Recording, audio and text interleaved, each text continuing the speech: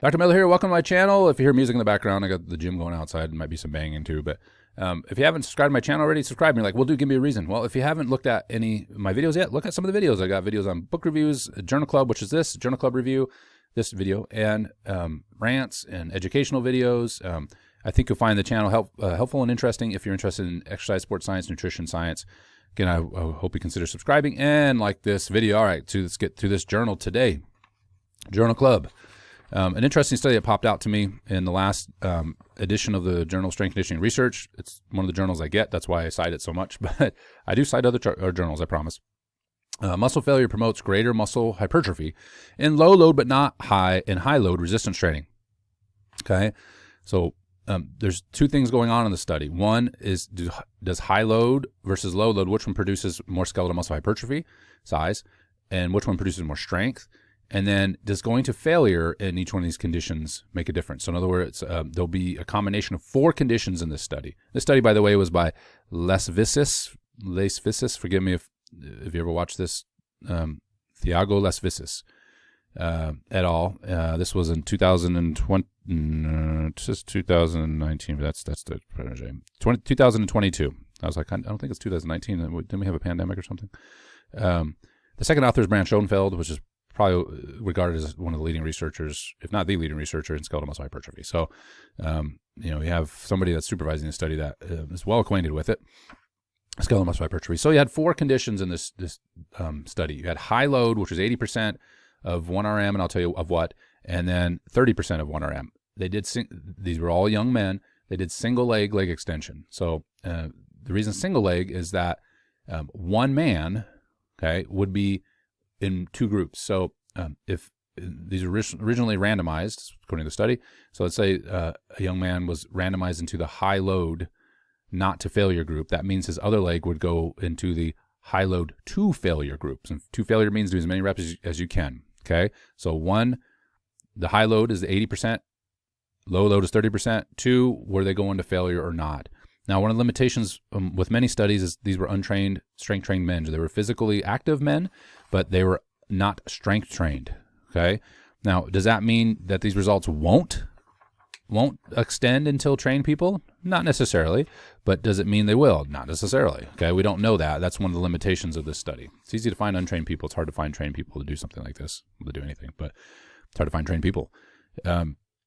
Average age was 24 years old-ish, okay, and a nice figure that, the strength ranges across the spectrum, across these different load conditions were roughly the same. There was no significant difference. Body mass, of course, the same, because you have the same person.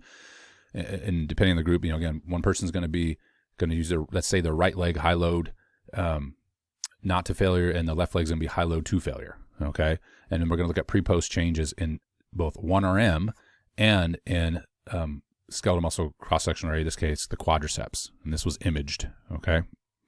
MRI was the imaging that was used to quantify the changes in skeletal muscle hypertrophy.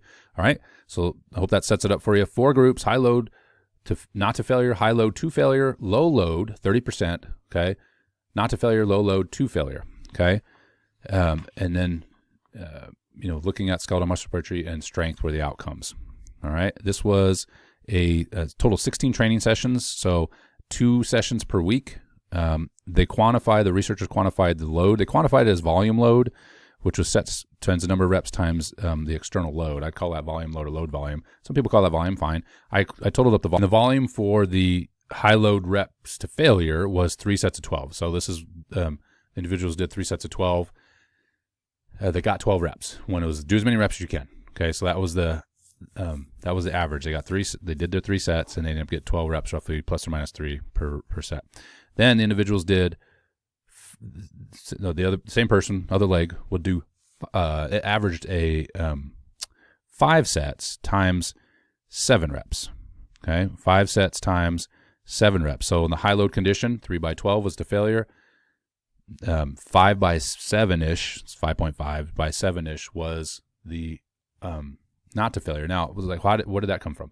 The researchers did an interesting thing here in the way that they wanted to equate volume, because we know volume is a significant driver of skeletal muscle hypertrophy. And so unlike other studies, they wanted to say, well, can we tease out the volume effect? Okay, can we just get the same amount of reps in? And so they took 60 of the total volume that was accrued. So, for example, okay, if they got I'm just going to do this on a set-by-set basis to help kind of explain this.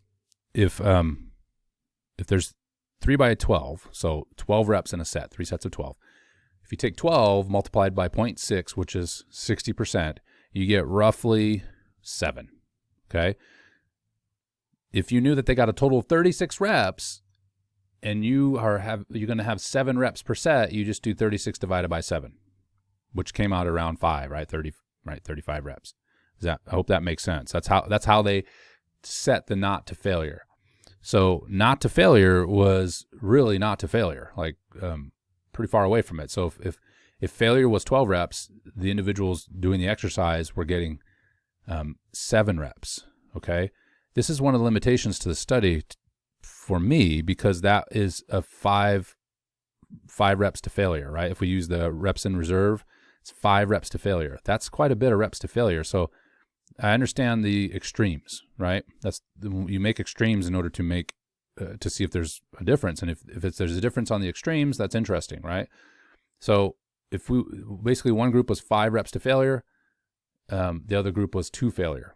So big spread there. But what about 2 reps to failure? What about 1 rep to failure, right? That would be an interesting follow-up studies looking at the scale, okay? Because these two positions made no difference, but perhaps there's a middle ground there that is even better. So a better combination of fatigue and reps to failure, therein that you can do more reps with a higher load, right? Or some combination therein. All right, so hopefully that makes sense, but at least we know what it is, right? It's 5 reps to failure-ish versus failure. In the low load, this is the 30% group, it was a 3 by 34, so roughly 100 reps, and the low load not to failure was 100 reps, so 5 by 20-ish. Again, these are plus or minuses in there, but roughly 100 repetitions, okay? So the number of sets in the low load group was 3, right, because that was the first set done. We wanted to see the number of repetitions that could be done to failure, so that's why it's always 3 sets. The high load group was 3 sets, the low load group was 3 sets, and then they tried to equivalate the volume between the two not failure and failure groups, right? So the low load 2 failure group hit 97 reps-ish, according to my calculations, plus or minuses, and then the researchers correctly made it equal, and it looked like it was the same 100 reps, but again at a much lower load at roughly a 5 RM. Hopefully that makes sense. So basically a 3 by 12 to failure versus a 3 by 34 to failure for low load, high load, and then not to failure was a 6 by 7 versus a 5 by 20. Okay, 100 reps versus around 40 reps, right, between these two conditions. Okay, hopefully I haven't lost you, but interesting study. And so let's look at the results, shall we? They took RPE, by the way, as well, and I'll highlight that really quickly. Is they did a session RPE. Not surprisingly, the low load group had a lower RPE, significantly lower than the high load, and this plays into, like, think about how a lot of these studies confirm to me. I laugh at these studies not because they're not bad, because they're bad studies, but because these are things that we've been doing for a long time.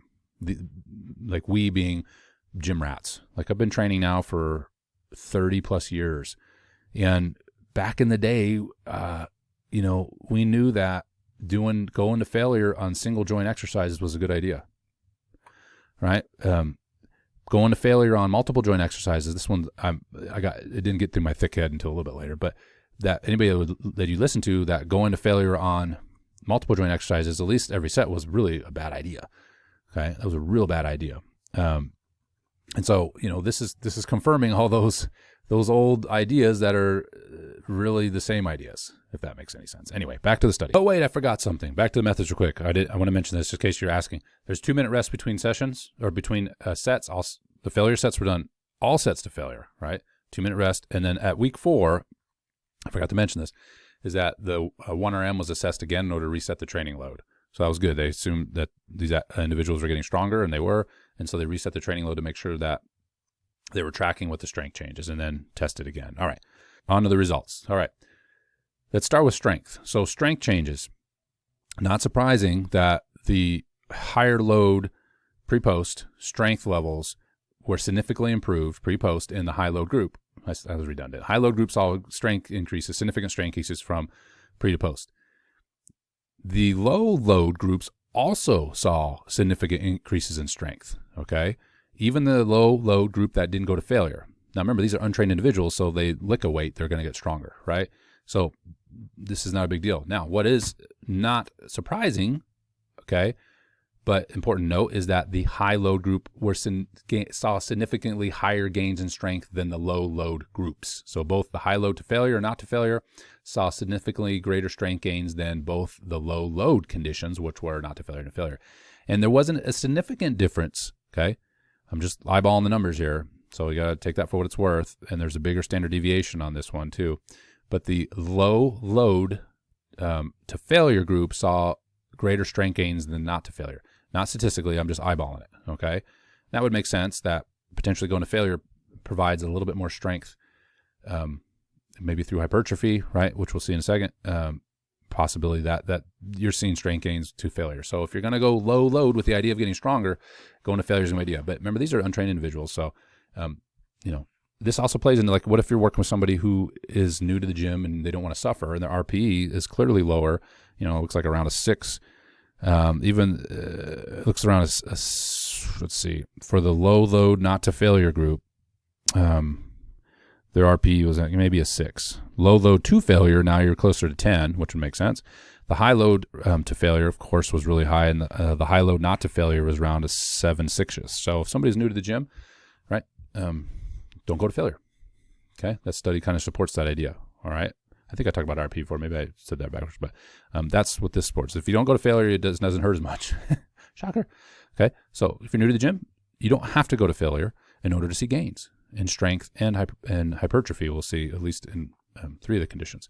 If you want to see greater gains in strength, you got to lift heavier stuff. This is that spectrum of, want to get stronger, lift heavy crap. If you want to get bigger, do more reps. Okay, more than likely and then go to failure potentially. And if the exercise is safe to do so, and that's such a caveat. As I mentioned before, old information is reps to failure, not in back squat where your technique falls apart and you hurt yourself and you accrue so much fatigue, but like leg extension. All right, so if you look at cross-section area hypertrophy, no significant change in hypertrophy of low load, okay, reps not to failure. It's really important, right? No change in hypertrophy, according to the study, and low load reps not to hypertrophy. So the 5x20 did not infer any gains in skeletal muscle hypertrophy.